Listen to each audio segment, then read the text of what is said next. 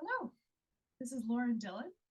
I am presenting my research for my thesis project, which will be a curriculum project. I have developed an 8-week curriculum that is entitled Ear Training for Worship Musicians.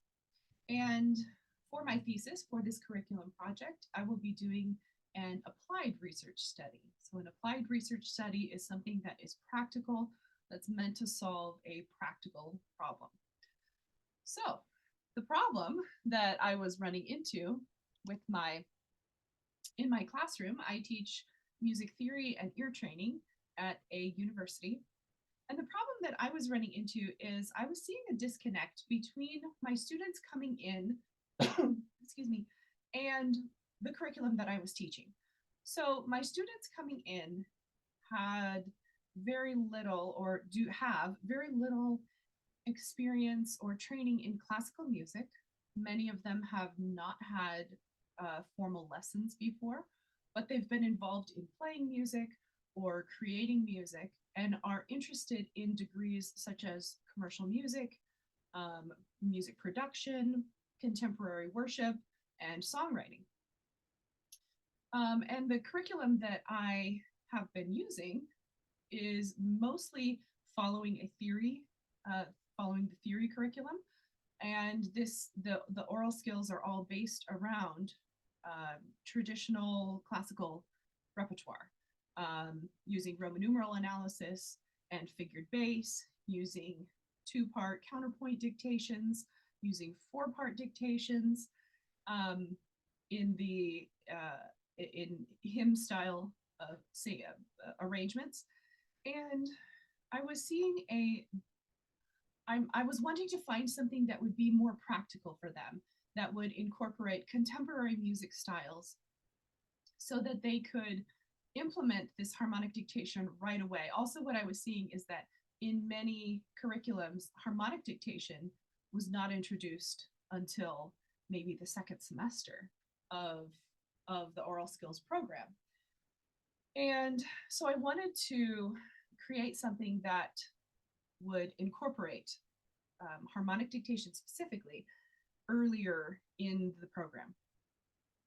So my purpose for creating, in designing this curriculum, is to implement harmonic dictation almost immediately into the process of learning and of ear training, and to use worship music as examples. So often I find that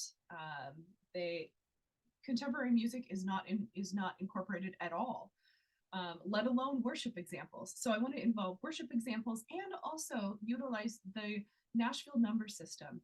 It's very commonly used. Nashville numbers and pop notation is very commonly used with chord charts and with reading worship music. And so I wanted to have that become a norm for the students and in how they use their harmonic dictation. The goal of this study, of this research, is to assess the effectiveness of the curriculum. Is it effective? Is it not? So I have 2 main research questions. One is a quantitative question, and that is there a difference in student accuracy in harmonic dictation pre-implementation versus post-implementation of the ear training of the curriculum? And then the second research question is a qualitative one, and it involves it's more of a survey. How do students perceive any changes in their harmonic dictation skills after applying this curriculum? So what does the curriculum look like? Here's a graphic that shows the basis of the whole curriculum and what it's leading to. So yes, we will use learn sight singing and solfege. We will learn major and minor chords. We will learn intervals, rhythms. All of these things are components that are the basis of music that everyone needs to know. And so we will be incorporating those. It's an 8-week-long course, so it's not super long, but at the end of this 8-week-long course, the student will be able to create a slash chart from listening to a worship song. This curriculum project is in the style of the curriculum is based in Eliot's praxial theory, so the practice and the doing of music, and the learning outcomes are based in Bloom's taxonomy, which is a incremental step process of learning and way of assessing the curriculum and what is being learned.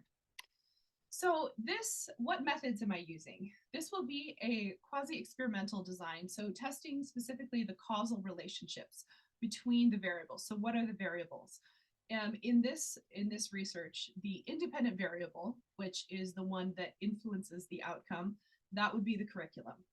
The dependent variable, which is what is influenced by the independent variable, will be the test scores. So and we will get to where all the data will be collected, but that will be the main methodology for the course, and those are the variables involved. The participants for this will be college-age students, college students who have little or no traditional training in music, with fewer than 5 years of private lessons. And it's always good if they're interested in worship music, because that is what we will be focusing on in this class as well. The curriculum will be put online. My goal originally was to do it in person and implement it in my own classroom. However, with class sizes being smaller than the number of students needed for a legitimate research study, I am going to be opening it up to other students in the area and recruiting through friends. So therefore, I will be putting the curriculum online and having them be a part of it from wherever they are. I have a few connections in town that have several students who are in town and other students who are outside of town. So putting it online will be the best option for that. My goal number of participants would be at least 30. So I will be using, for my sampling, I will be using convenient sampling, whoever is available, and therefore selecting those through snowball sampling as well, talking to friends and having them recruit friends also. There we go. There are the participants. So how exactly will this take place? Well, first of all, for the data collection, with an applied research, we need both quantitative and qualitative research and data for this. So for the quantitative data, that will be collected through 2 tests. So before students begin, or the participants begin the curriculum, they will be administered a test. So a pre-implementation quantitative test. And that test will test their pitch recognition. It will test their interval recognition, chord recognition of major or minor, and also their chord identification, as in this is a 1 chord, this is a 5 chord. So they will take that test first, then they will go through the study. They will go through the curriculum, the 8 weeks of curriculum. They can go through it at their own pace, but they can't go longer than 8 weeks. And then finally, when they are finished with the 8-week course, they will take the same exact test again at the end. Those test scores will be assessed, and that will show the quantitative element of the data collection.